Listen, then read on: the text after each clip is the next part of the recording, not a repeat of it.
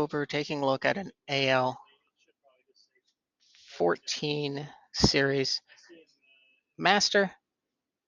These are also known as the performance line masters. And just reviewing how we get power to them and the amount of current that can be provided across an L-coated cable.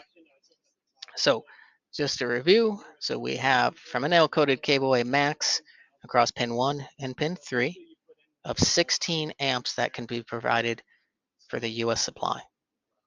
Across pin 2 and pin 4, that's going to be our auxiliary, our secondary supply, and that can provide up to 16 amps separately as well.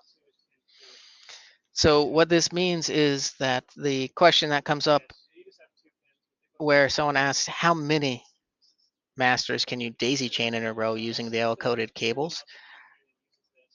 And to that, there is not an answer because the number that you can daisy chain in series is dependent on this 16 amps for the US and the 16 amps for the UA.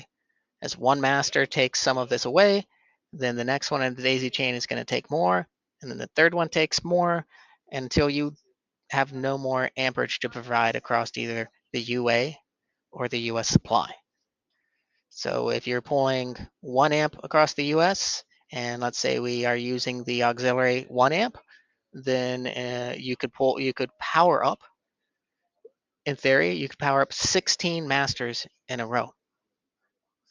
But I would assume that if we're talking about the AL14 series, that we're looking to drive some high current actuator or other device with a UA supply, and we're going to be using fewer than that number of masters.